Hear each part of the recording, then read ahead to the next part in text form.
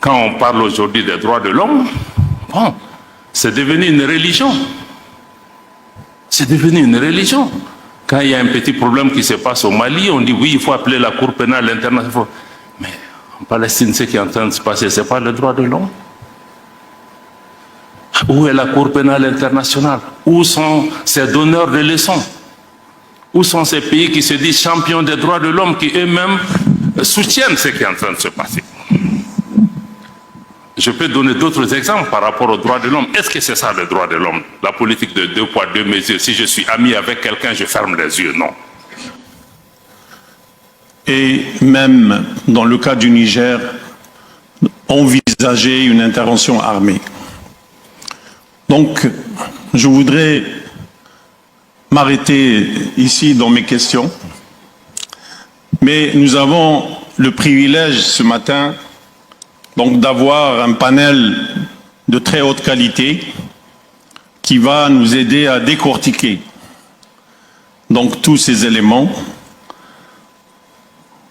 Le premier intervenant sera mon frère, le ministre des Affaires étrangères et de la coopération internationale du Mali, Abdoulaye Diop, que je n'ai pas besoin de vous présenter et à qui je voudrais tout de suite donner la parole.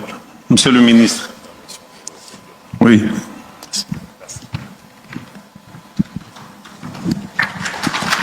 Merci. Oh, mon papier, allez, en bas.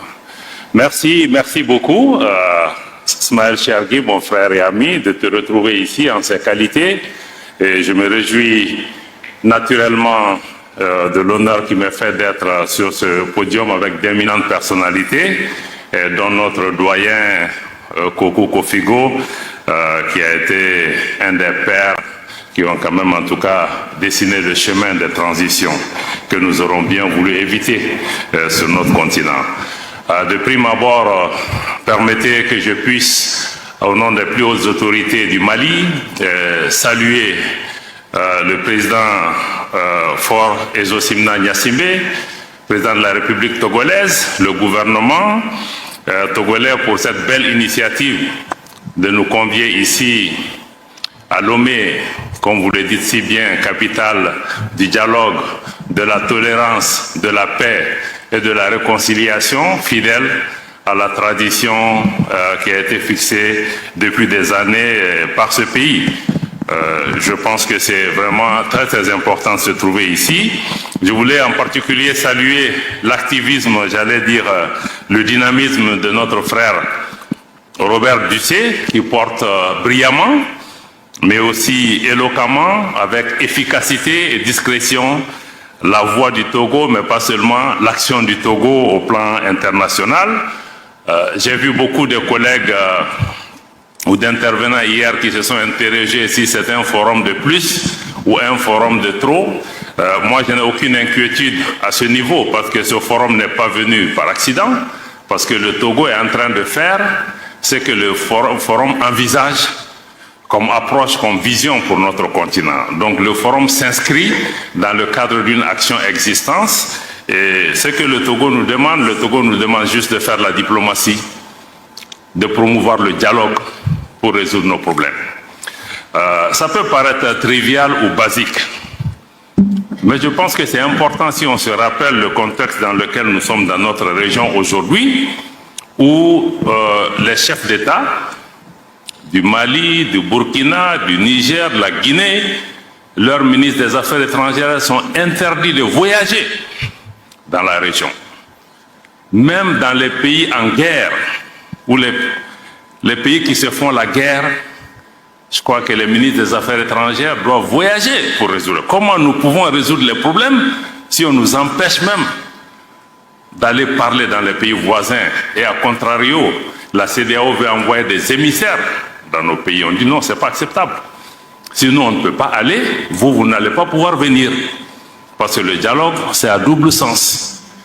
Et même dans notre tradition africaine, mais pendant les guerres, les griots à l'époque étaient ceux qui étaient autorisés à parler. Donc je crois que Ça peut paraître basique ou trivial, mais on n'a pas encore compris que les problèmes dans lesquels nous sommes confrontés, il faut que nous parlions, il faut que nous dialoguions, et que là où le Mali a trébuché aujourd'hui, d'autres pays peuvent tomber dans le même problème. Donc je crois que je voulais vraiment rappeler ça et rappeler l'importance de ce forum.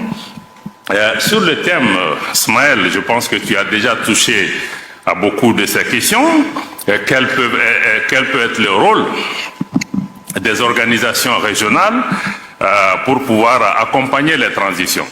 Je crois que ça veut dire qu'on a déjà un grand défi si nos organisations n'arrivent même pas à organiser le dialogue, n'arrivent même pas à nous parler, n'arrivent pas à jouer leur propre rôle pour pouvoir vraiment souder le monde. Mais moi, j'allais même dire que quel peut être le rôle des organisations régionales pour éviter même qu'on ait les transitions ou les changements anticonstitutionnels. Parce que c'est ça, on est en train de traiter la maladie, on n'est pas en train d'agir sur les symptômes.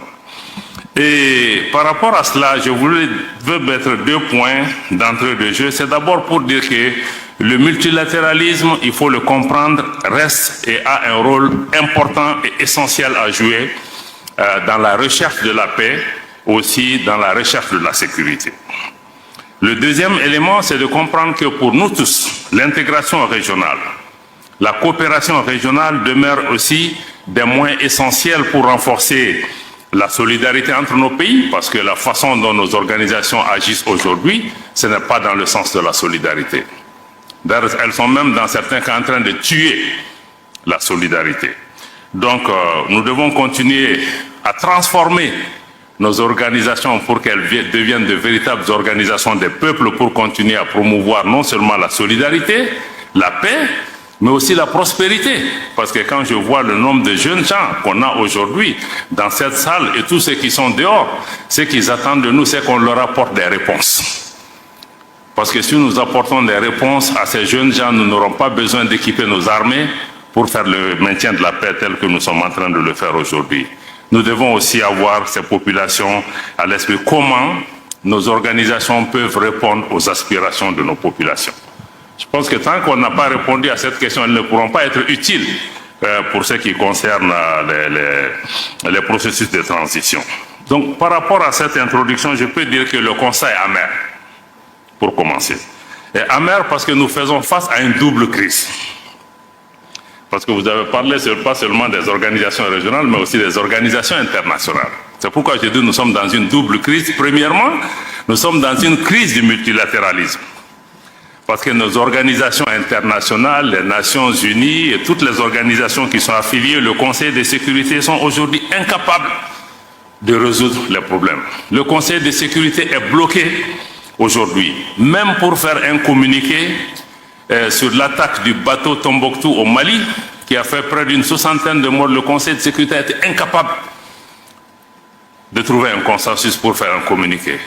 Vous vous imaginez pas que c'est sur la question de la Palestine qu'il va pouvoir trouver. Donc nous sommes dans une crise du multilatéralisme. Et ce multilatéralisme n'a pas permis de répondre aux défis, par exemple, du Mali, où nous sommes face au terrorisme. On nous propose une opération de maintien de la paix dans une zone où il n'y a pas de paix à maintenir. Pendant 10 ans, on a entretenu la menace. Mais elle n'était pas adaptée. Au Sahel, c'est pareil. La situation en Ukraine, la situation en Palestine, comme je l'ai indiqué, dans tous ces cas, comme Chergui l'a indiqué, nous sommes dans une crise de la gouvernance mondiale qu'il faut revoir pour qu'elle soit plus représentative, plus démocratique, plus juste, plus équitable. Parce qu'on ne peut pas aujourd'hui demander au pays d'avoir la démocratie en interne et que les relations internationales ne soient pas elles-mêmes démocratiques et qu'un groupe réduit, un club de pays puisse diriger le monde en laissant la majorité des forces économiques, sociales, politiques qui ont émergé aujourd'hui. La situation géopolitique mondiale s'est totalement transformée, mais cette réalité n'est pas reflétée. C'est pourquoi le système multilatéral aujourd'hui, qui nous accuse, nous, régime en transition, de ne pas être légitime, mais ce système même n'est pas légitime, parce qu'il ne reflète pas la réalité géopolitique mondiale. Donc nous sommes dans cette crise, mais par rapport à ça aussi, je voudrais avoir un son un peu différent.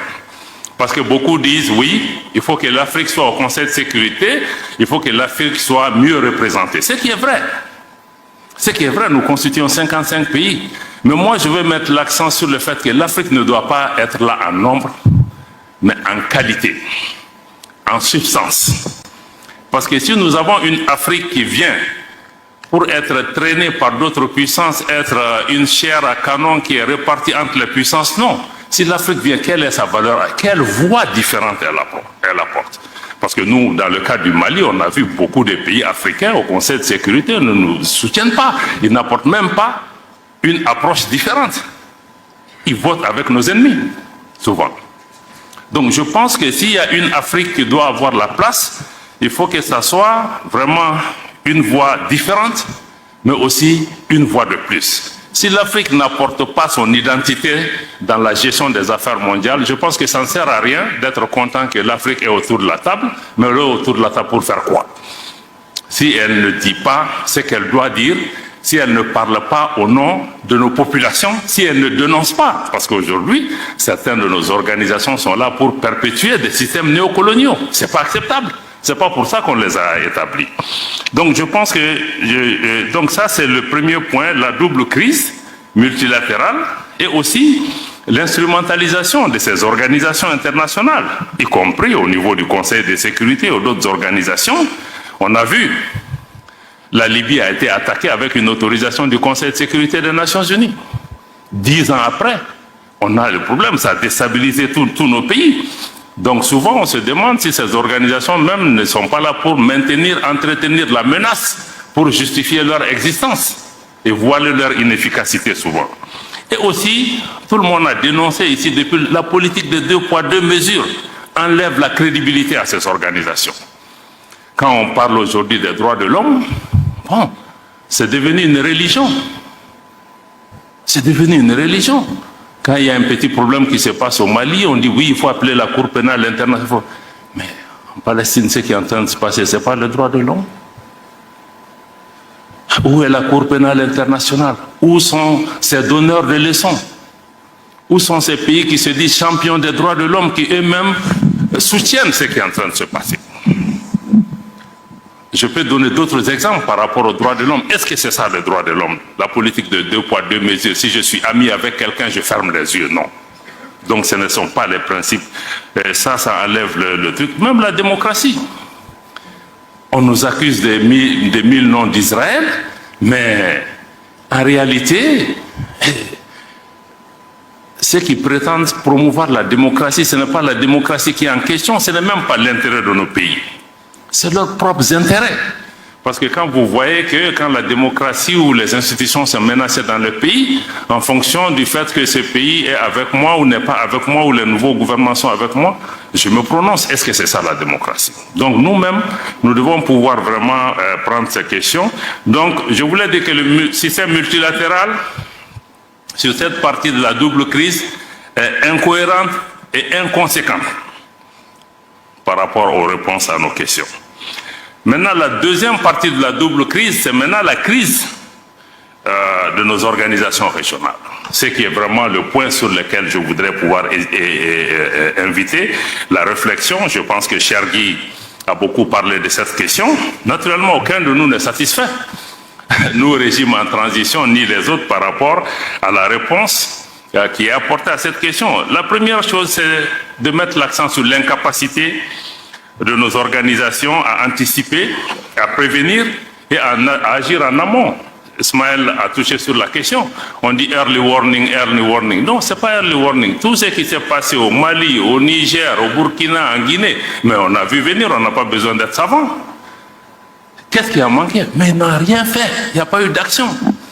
Et parce que dans nos pays, bon, on est très prompt à agir quand des gens prennent le pouvoir par des coups d'État ou autres.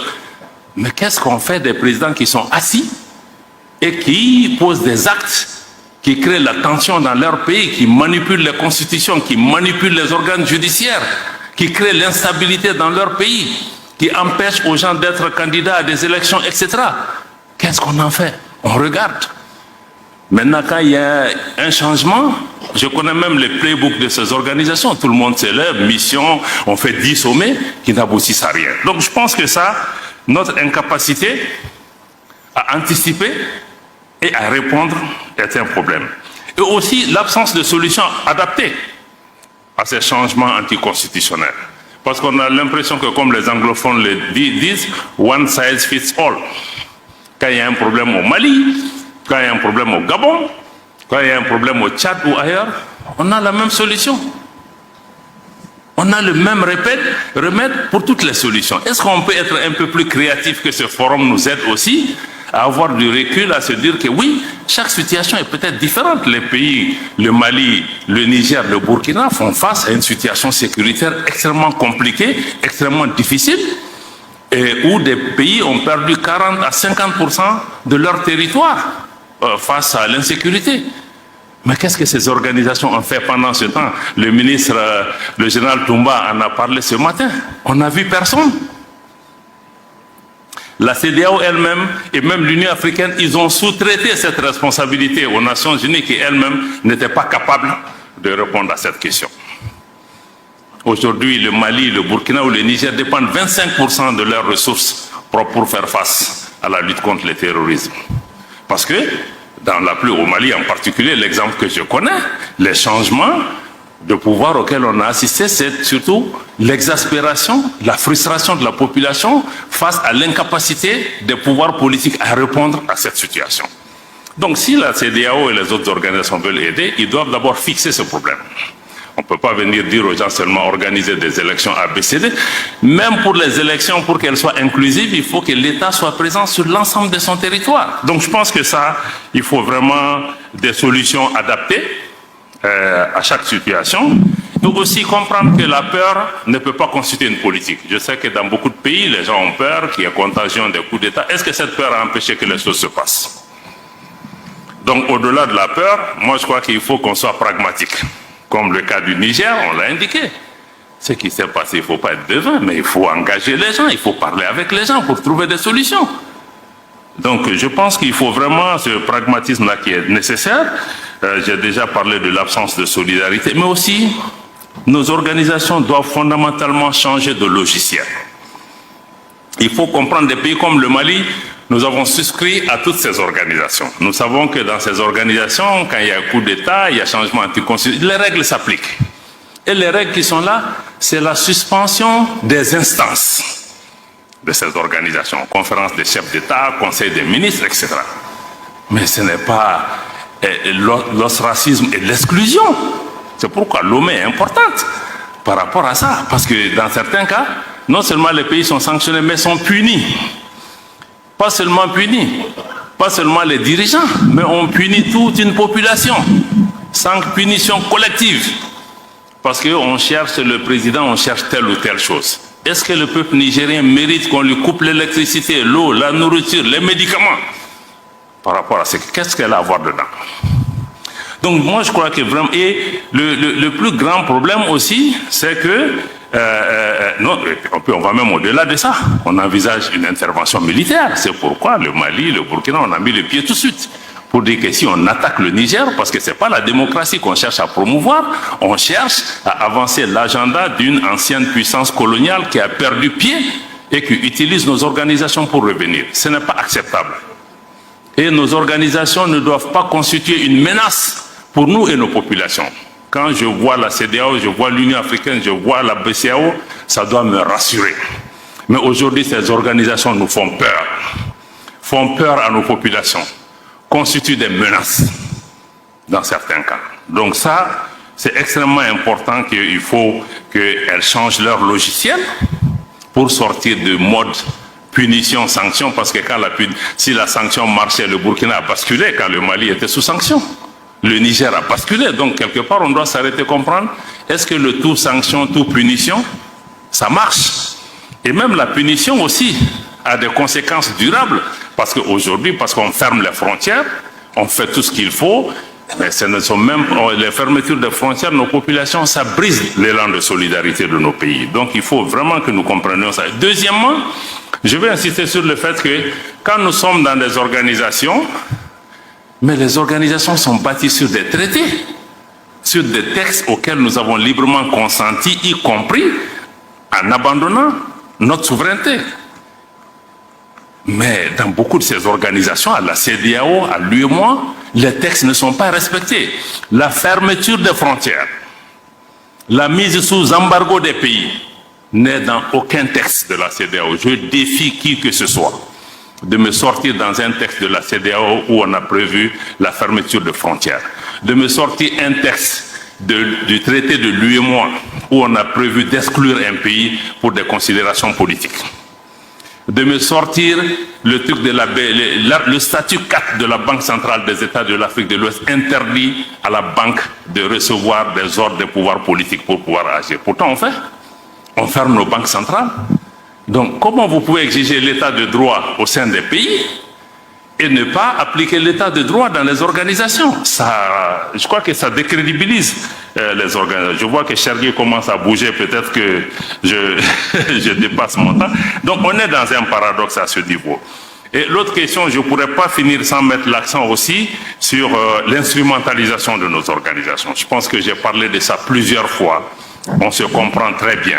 Ce n'est pas normal que les gens viennent parce qu'ils financent nos organisations pour pouvoir dicter leur agenda et utiliser notre organisation par rapport à leurs propres objectifs.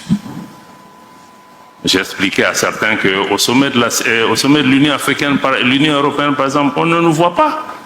Mais pourquoi d'autres veulent venir dans nos débats, nous? On peut avoir un partenariat, mais dans le cadre du... Donc, nos organisations sont instrumentalisées. Cette instrumentalisation conduit à la politique de 2 poids, 2 mesures, parce qu'on ne définit plus les choses en fonction de nos propres paramètres, mais parce que, bon, les autorités françaises sont contre le Mali. Ah, il faut les suivre parce que, bon, tel pays a une attitude bienséante. Donc, je crois que ça pose un problème de crédibilité de nos organisations. Le G5 Sahel, c'est la même chose. Notre frère Era, Maman Sidikou, il était secrétaire exécutif du G5 Sahel. Le Mali est un pays fondateur du G5 Sahel. La France, qui n'est pas membre du G5 Sahel, dicte sa loi. Moi, je paye ma contribution. Un autre pays vient dire que le Mali ne peut pas assumer la présidence du G5 Sahel. Comme le disent nos amis ivoiriens, on est où là? Donc ça, ce sont des problèmes, c'est pas qu'on imagine, mais c'est réel. Donc ceci nous amène à nous interroger sur la crédibilité. Aujourd'hui, la jeunesse africaine, j'ai entendu beaucoup de gens, nos populations se posent comment ces organisations sont perçues. Moi, je suis certain que ces puissances qui jouent ce jeu, leur objectif même, c'est de décrédibiliser nos organisations.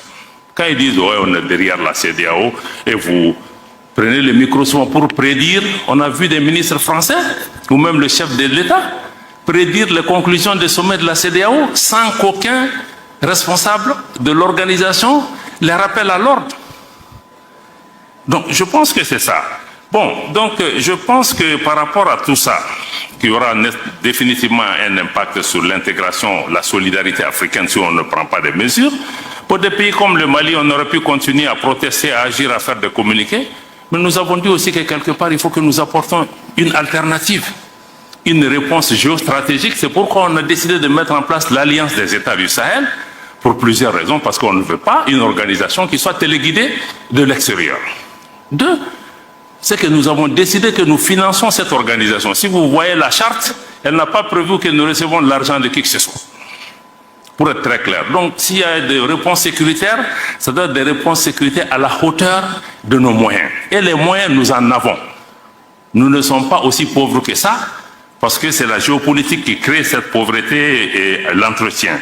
Donc, nous voulons aussi proposer une nouvelle approche de la solidarité et de l'intégration régionale. Chaque pays a une voix, pratiquement un droit de veto par rapport à tout ce qui se décide. Nous voulons aussi travailler pas seulement sur les questions sécuritaires à travers cette alliance militaire, mais aussi travailler sur les questions de développement, y compris les questions monétaires qui sont tabous aujourd'hui. Nous allons toucher à toutes les questions, comment notre organisation peut répondre aux attentes des populations du Liptako-Gourma. Ce qui est important aussi dans cette organisation, c'est qu'il y a une volonté populaire. Les populations, il y a une symbiose entre nos populations qui soutiennent cette initiative. Donc ça me semble être important. Donc en conclusion, et pour terminer, je pense que pour que nos organisations soient crédibles, il faut qu'elles soient elles-mêmes capables d'apporter les changements qui sont attendus par les populations. En premier lieu, il faut d'abord qu'elles remplissent leur vocation première, qui est de réaliser la solidarité africaine, l'intégration africaine. Et 60 ans après les indépendances, aucun de nous ne peut être fier du résultat de nos organisations en termes d'intégration. Aujourd'hui, si on ne prend que la libre circulation des personnes et des biens, les non-africains circulent plus librement en Afrique que nous-mêmes. Je ne parle pas des infrastructures, je ne parle pas d'autre chose. Je ne parle même pas du financement de nos organisations. Donc, je pense que on ne doit pas blâmer les autres. Est-ce que nous-mêmes, on a fait le travail qu'on devait faire pour que les autres nous respectent? Peut-être que si l'intégration était même avancée, on a beaucoup de systèmes de coups d'État et autres qu'on n'aurait pas. Donc, je pense qu'il faut renforcer la solidarité. Mais il faut surtout des organisations où un leadership africain est affirmé et assumé. Parce que quand on parle de solution africaine, c'est qu'il faut un leadership africain. Et le leadership africain, c'est qu'il faut que les autres nous respectent. Il faut qu'on impose une respectabilité aux autres pays. Ce n'est pas parce que vous êtes des grands pays, vous êtes ceci, cela, que vous allez pouvoir venir. L'Afrique, ce n'est pas un pays. C'est 55 pays. C'est des populations avec une tradition, une culture millénaire, avec leur fierté. Donc je pense que nos organisations doivent pouvoir se ressaisir. Chacun de nous dans nos organisations, travaillons à faire de nos organisations des peuples et non des organisations d'État ou de chefs d'État ou de groupes. Je pense que tant que nous n'allons pas dans cette direction, nous aurons toujours des problèmes parce que nos populations ne sont pas impliquées, que souvent même les chefs d'État et nos leaders n'arrivent pas à tenir face à cette ingérence extérieure. C'est ce que je voulais partager avec vous en restant à l'écoute pour les questions qui peuvent venir, mais je crois qu'il faut que nous-mêmes nous posions les bonnes questions, mais tout ce dans quoi nous sommes les premiers responsables. Merci.